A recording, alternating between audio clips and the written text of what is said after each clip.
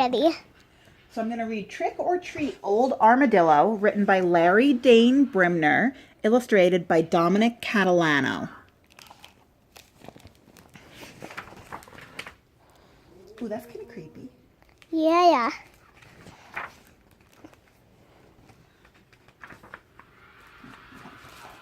One Halloween, Old Armadillo paused outside his casita to listen to the rattle-clack of the wooden escoleto as it danced against his gate in the evening breeze. I can't read like that. Okay. The crisp scent of pine hung in the air. From the tiny village of Santa Rosa in the valley below rose the sound of children's laughter as they scampered from door to door calling, "Queremos Halloween!"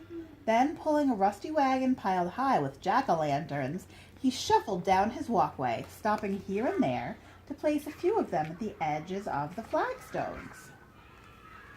Looking back at his walkway, Old Armadillo checked his timepiece one more time. "See," he said to no one but the harvest moon, "Quiero Halloween también." He nodded. "I want Halloween too." Then he hurried back inside, cozied up by the fire with a mug of hot cocoa, and waited for ghosts and ghouls, fair princesses and pirates to knock at his door. Old Armadillo waited and sighed. He sighed and waited.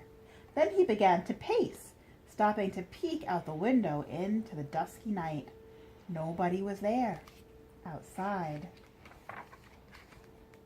A headless mummy wibbled and wobbled along the path into Old Armadillo's garden. It was the Roadrunner, and he chuckled to himself as he followed his shadow to the base of a giant saguaro. There he hid beneath the outstretched arms of the ancient cactus. Inside, Old Armadillo paced. Outside... Peccary tumbled into the garden. She pulled herself up and dusted off her shimmering gown. "Where are the others?" she asked herself. "Shh," whispered Roadrunner, who tunneled out from the shadow of the giant saguaro. "Over here." He reached out to straighten Peccary's royal crown. Its jewels glittered like morning dew in the soft moonlight. Inside, Old Armadillo listened. He peeked out the window. Then he returned to pacing. Outside, a vampire crept among the shadows. As the breeze caught his black cape, he swooped over to his friends. Grinning fiendishly at the princess, and with fangs bared, he asked in his best vampire voice, "A little bite, perhaps?" The laugh that followed brought chills even to the cactus. "Don't be silly, Coyote," said Peccary with a shy giggle. Roadrunner snorted. "Shh," he said. Outside, Old Armadillo stopped. He listened. He kept on pacing.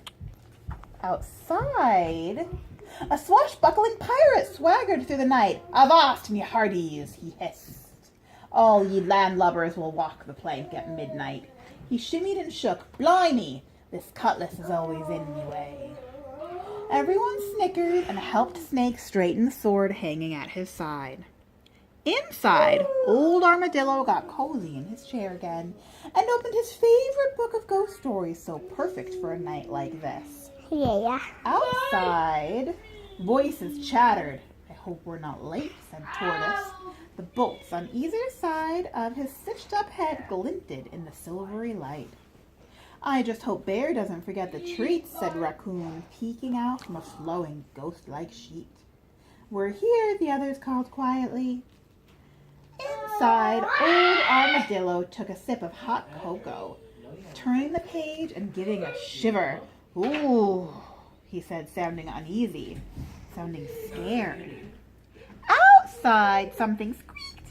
Something padded in the soft, gauzy light. "I heard that, pardner," said Bear to Tortoise and Raccoon. Behind him, the masked cowboy pulled a squeaky wooden wagon filled with gold-colored bags. "Treasure!" exclaimed Snake. "Treats," said Bear. Then he turned his attention back to Tortoise and Raccoon. "I forget many things, but not old friends, and not treats." "I'm sure they're his favorite," said Peccary kindly. Inside, Old Armadillo turned a page and peeked through his fingers to read it. Ooh, he uttered even more fearfully than before. Outside, the figures slipped among the shadows, and the last sounds of laughter in the valley below began to fade, and the children hastened home to their casitas with their bounties of dulces. Inside, old Armadillo closed his book and listened. Outside, feet scuffled upon flagstones. Inside, old Armadillo slowly pulled a blanket over his head. Outside, a paw pounded thrice against the door. Inside, old Armadillo shifted and squirmed beneath his blanket. Outside, a chilling voice called, "It is time." Inside, under the blanket, old Armadillo grew still and silent as stone. Outside, the door handle rattled, the hinges squeaked, the door slowly swung open, and feet tiptoed.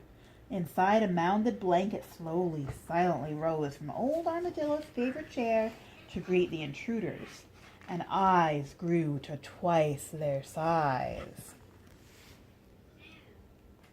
"Y queremos Halloween," gulped the frightened group. Suddenly, old Armadillo flung the blanket aside. "Quiero Halloween," he called, his voice thundering out from a jack-o'-lantern. Then, looking at the intruders, he nearly doubled over. "My old friends," he said, laughing. "Trick or treat?"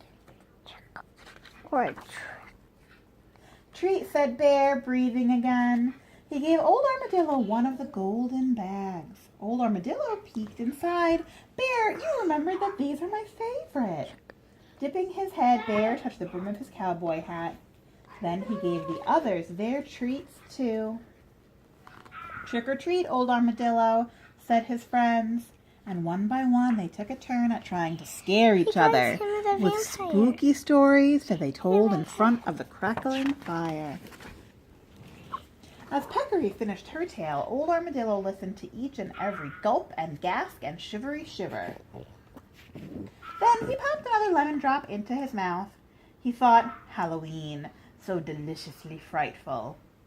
Happy Halloween, everyone. The end. In the back. Shouldn't the front and in the back? Front, Front. back. And if you open it up, it looks like one picture. It's one huge picture.